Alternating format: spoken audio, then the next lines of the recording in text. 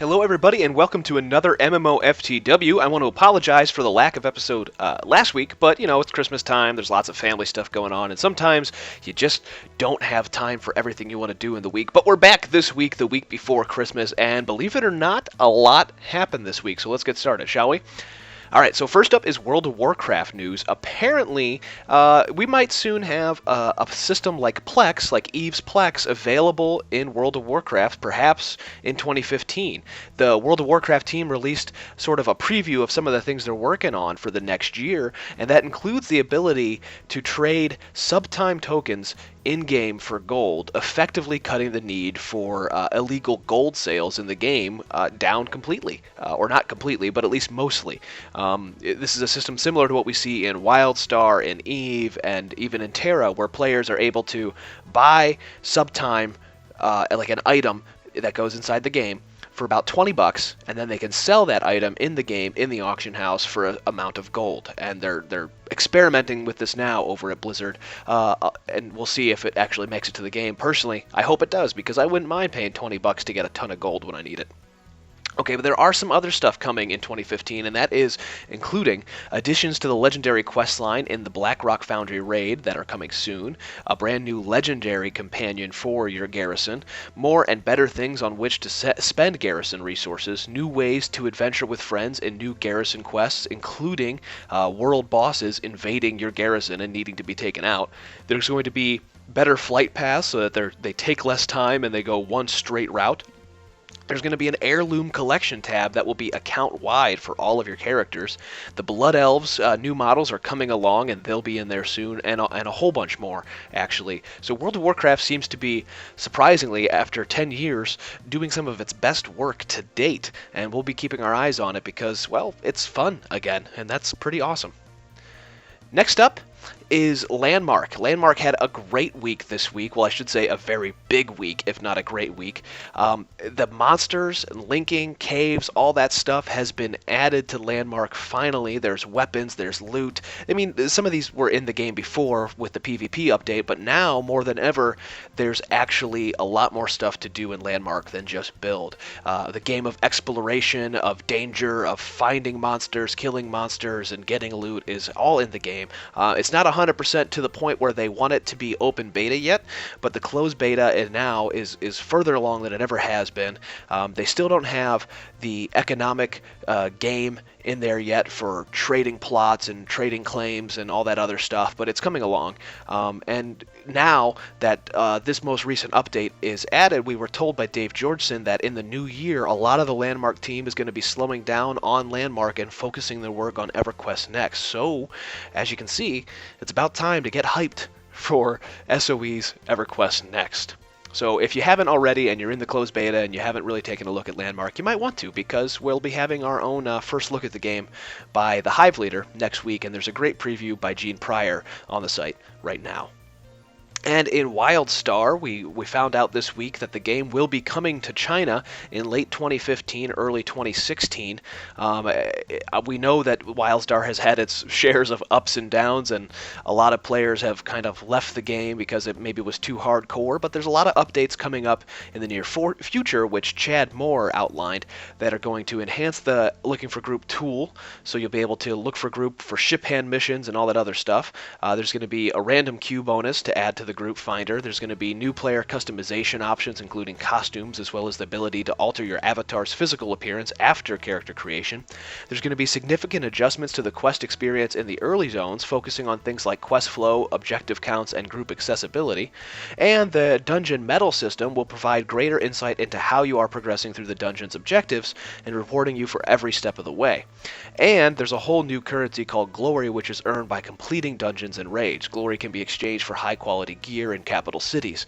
And on top of that, there's been a whole host of updates to endgame solo and small group content as well, so you don't just have to get to the end of the game and raid.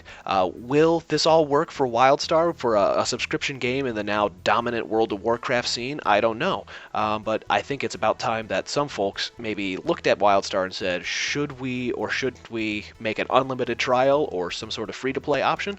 Maybe. That's just my guess, but, I'm not the one that's being paid to make the decisions over at Carbine and NCSoft.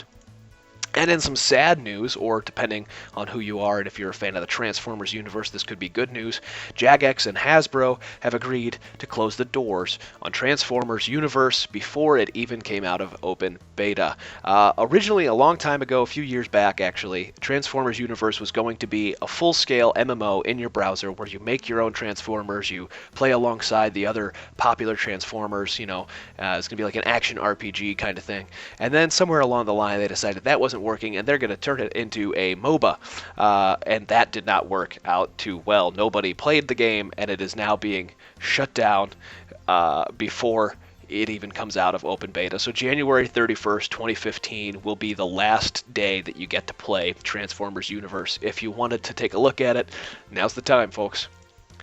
And in Elite Dangerous news, launch day has arrived. The massive spaceflight sim MMO from David Braben and Frontier Developments is out. That's right.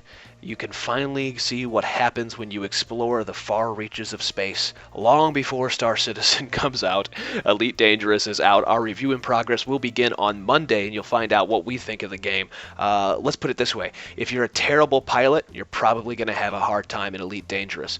If you played Star Fox and thought you were the best pilot in the world, you're not going to necessarily have an easy time in Elite Dangerous. It's a hardcore space flight sim game. As far as you can simulate space flight without a whole lot of knowledge. It's pretty tough, and it's pretty good as well, so keep an eye out for our review in progress starting this coming week from Jonathan Doyle.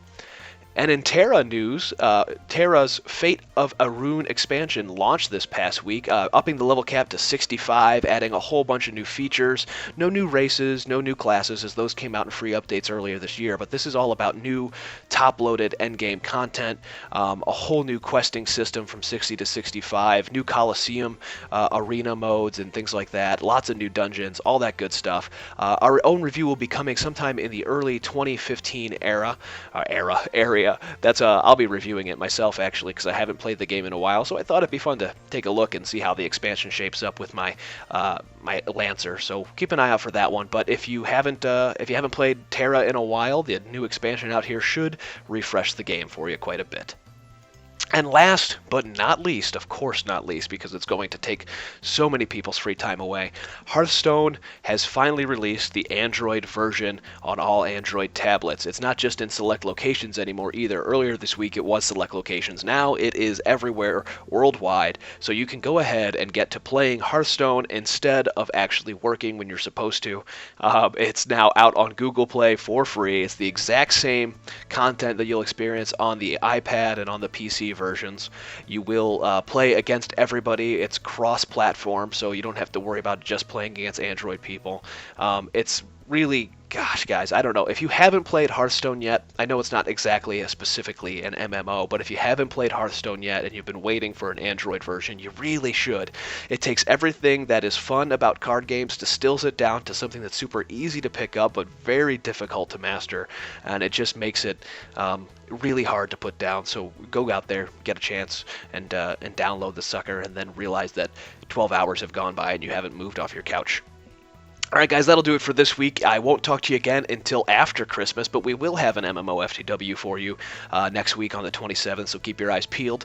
Thanks again for watching. I'm Bill Murphy. You can follow us all at MMORPG.com without the dot on Twitter, Facebook, YouTube, and Twitch. And if you feel like it, you can follow me on Twitter at TheBillMurphy.